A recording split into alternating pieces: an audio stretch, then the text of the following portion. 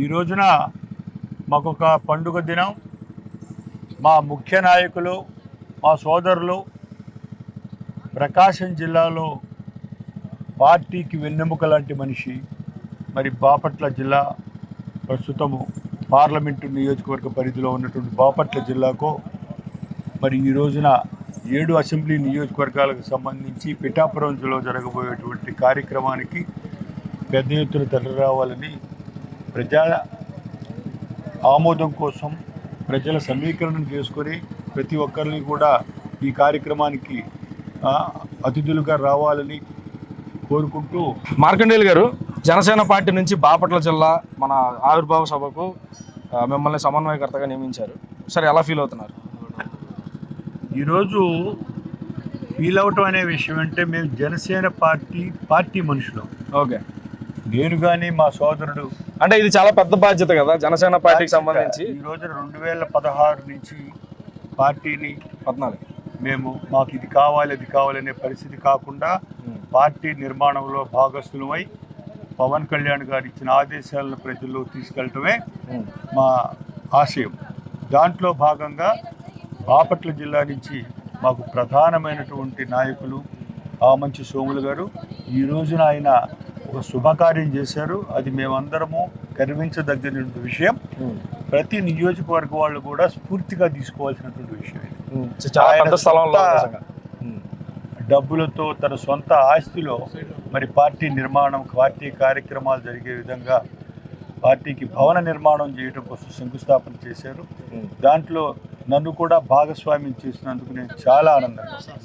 ఇప్పుడు వైఎస్ఆర్సీపీ నుంచి అయితే దాదాపు అసలు 175 కావాలని చెప్పేసి వాళ్ళు అయితే అడిగారు. అంటే ప్రతిపక్షమే లేకూడదని కోరుకున్న వాళ్ళు ఈ రోజున ప్రతిపక్షం కోసం పోరాడుతున్నారు. అలాంటి వ్యక్తులు ఈ రోజున జనసేన పార్టీ గురించి, పవన్ కళ్యాణ్ గారి గురించి అనుచిత వ్యాఖ్యలు అయితే చేశారు. దాన్ని ఎలా ప్రజలకు చెప్పాలనుకుంటున్నారు? ఇప్పుడు వైసీపీ పార్టీ అనేది సంస్కారవంతం లేని పార్టీ. ఓకే. వారు 150 మంది ఉన్నా 11 మంది ఉన్నా వారి భాష మారదు, వారు మాట్లాడేటువంటి తీరు మారదు.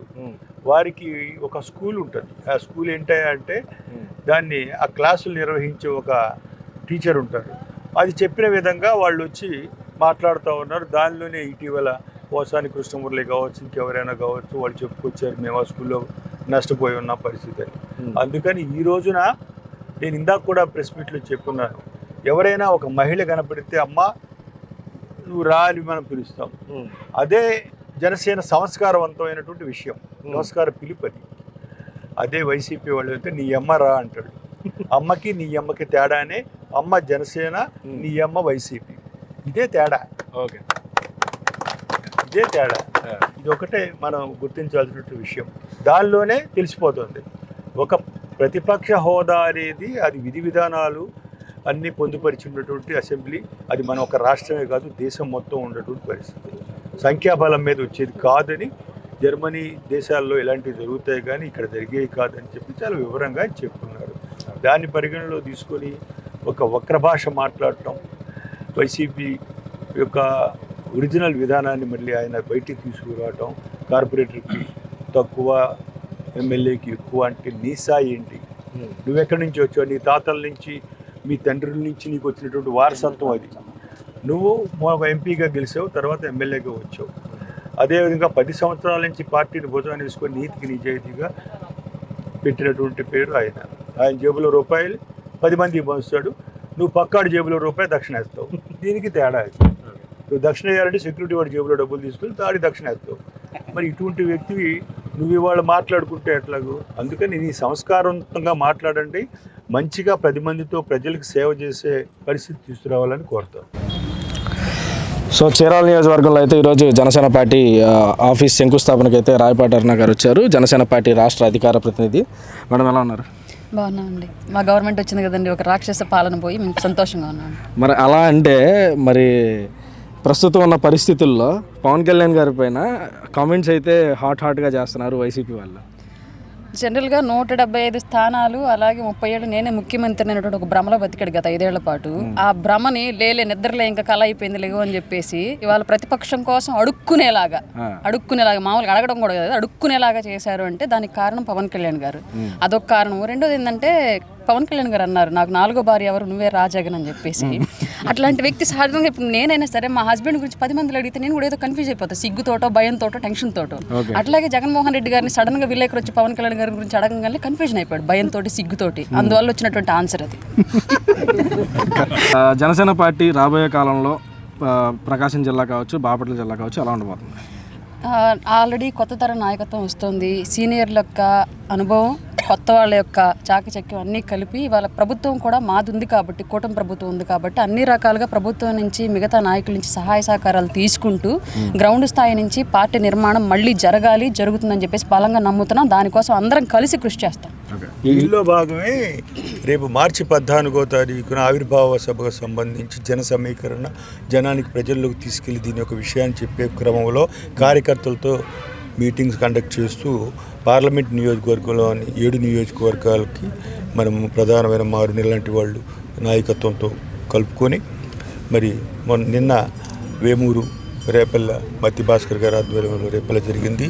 ఈరోజు మా సోదరులు మా పార్టీకి వెన్నెముక బాపట్ల జిల్లాకి అయినటువంటి సోములు గారి ఆధ్వర్యంలో ఈరోజు శంకుస్థాపనతో పాటు మరి ఈ కార్యక్రమాన్ని కూడా నిర్వహించి పోస్టర్ రిలీజ్ చేయడం జరిగింది. ఇందాక మీరు రాలేదు. సో ఇక్కడ సోములన్న ఇందాక ప్రెస్ మీటు ఇతర ఛానల్స్ వాళ్ళందరూ వచ్చి ఉన్నారు, ఒక మాట మాట్లాడాడు.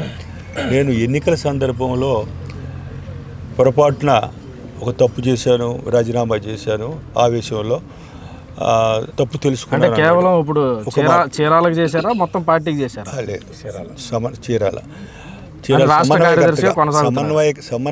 సమన్వయకర్తగా చేశాడు. ఆయన యొక్క మంచితనాన్ని నేను తప్పు చేశాను అని ఆయన చెబుతున్నాడు. కానీ మేమేమంటామంటే అసలు మేము పార్టీ నుంచి నువ్వు వెళ్ళావని ఎప్పుడు అన్నావు? నేను ఎవరన్నారు అసలు? నీ పార్టీ నిన్ను పార్టీ బయటికి పంపితే కదా.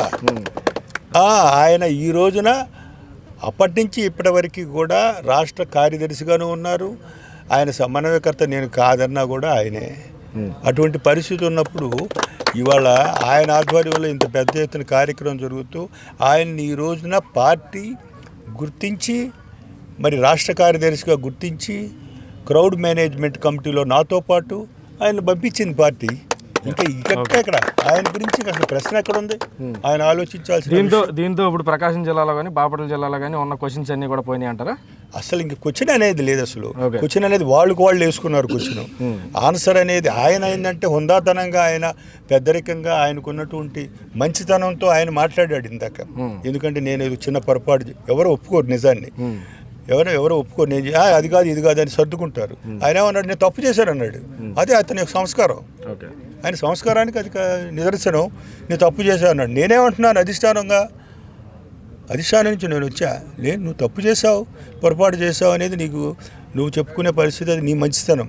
కానీ మేము పార్టీ నిర్ణయం చేసింది, పవన్ కళ్యాణ్ గారు నిన్ను కమిటీలో రేపు మార్చి 14వ తారీఖున క్రౌడ్ కమిటీ మేనేజ్మెంట్లో చెప్పి ఇదిగో నాకు అప్పచెప్పారు నిన్ను.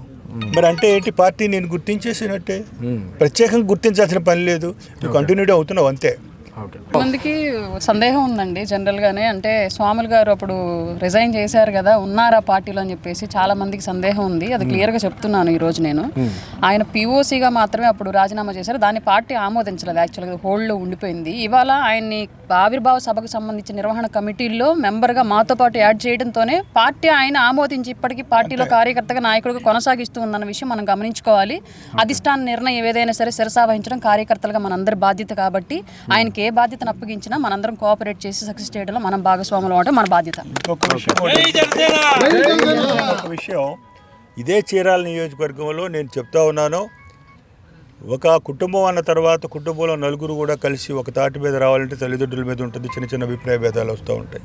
అలాంటి అభిప్రాయ భేదాలు ఎవరికన్నా ఒకటి అరా ఉన్నా కూడా వాటిని సర్దుబాటు చేసుకొని ఎక్కడా కూడా పార్టీకి అనుకూలంగా ఇచ్చే ఆనందమే, పార్టీకి వ్యతిరేకంగా మాత్రం దయచేసి మీరు ఎవరు కామెంట్ చేయొద్దు. ఒక అధిష్టాన నిర్ణయాన్ని మీరు పరిగణలోకి తీసుకోండి దయచేసి. కార్యకర్తలకి నేను చెప్తా ఉన్నాను, అది నీకు వ్యక్తిగతంగా నచ్చకపోయినంత మాత్రాన నువ్వు దాన్ని ప్రజల మీదకి అందరికీ ఈ రోజున సోషల్ మీడియా అందుబాటులో ఉందని మీరు ప్రజల మీద రుద్దొద్దు. దయచేసి ఈ రోజున ఆమంచి సోములు గారు మరి ఈ నియోజకవర్గంలో ప్రధానమైనటువంటి నాయకత్వంలో ఉన్నటువంటి భాగస్వాములు కాబట్టి ఆయన నాయకత్వంలో రేపు పెద్ద ఎత్తున తరలిలు రావాలని మన నాయకులకి, జనశ్రేణులకు, వీర మహిళలకి తెలియజేస్తూ ఉన్నా. దయచేసి మరొకసారి చెబుతున్నా, మీరు సోషల్ మీడియా ఫోన్ చేతిలో ఉందని ఎలాంటి విషయాలను కూడా తొందరపడి నిర్ణయాలు తీసుకొని ఇలాంటివి చేయొద్దు. ఒక నాయకత్వానికి మీరు అనుకూలించండి, చేయండి. మీరు మంచి చేయకపోయినా పర్వాలేదు, చెడు చేయకండి. పార్టీకి మంచి చేయకపోయినా పర్లేదు, చెడు చేయకుండా ఉంటే చాలు. కాబట్టి చెడు చేసినందువల్ల మీ యొక్క చేసే ప్రభావం ఇతర తెలిసి తెలియని కార్యకర్తల మీద పడిపోతూ ఉంటుంది. కాబట్టి దయచేసి ఈ రోజున ఈ కార్యక్రమం ఇంత పెద్ద ఎత్తున నిర్వహించి సోములు గారికి నేను మరొక్కసారి నేను ప్రత్యేకమైనటువంటి అభినందన తెలియజేస్తూ ఉన్నా. ఇదే పరిస్థితి కొనసాగుతూ మరి మా వీర మహిళ, మా ఫైర్ బ్రాండ్ మా అరుణ గారు, ఆమె వాగ్దాటికి రోజా లాంటి మనుషులే తలడిల్లిపోయే పరిస్థితి. మీరు సదృహృదయంతో మాట్లాడతారు, వాళ్ళ భాష మనకు తెలుసు కాబట్టి చెప్పాక ఇందాక వాళ్ళు మనం అమ్మ అంటాం, వాళ్ళు నీ అమ్మ అంటారు. అదే తేడా. నువ్వు అమ్మ అని పిలుస్తావు, వాళ్ళు నీ అమ్మ అని పిలుస్తారు. అదొకటే తేడా. ముందుగా చీరాల నియోజకవర్గంలో పార్టీ ఆఫీస్కి సంబంధించి శంకుస్థాపనకి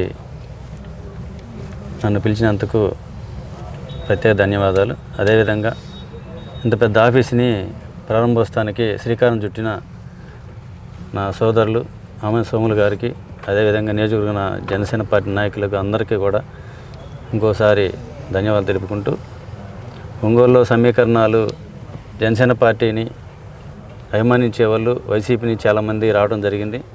అదేవిధంగా ఈ మధ్య పవన్ కళ్యాణ్ సమక్షంలో ఒంగోలులో 20 మంది వైసీపీ కార్పొరేటర్లు జనసేనలో చేరటం చాలా ఆనందంగా ఉంది. ఎందుకంటే రాష్ట్రంలో ఎక్కడా లేని విధంగా 20 మంది ఒకేసారి వైసీపీ నుంచి జనసేన రావడం ఇదే ఒంగోలులో జరిగింది.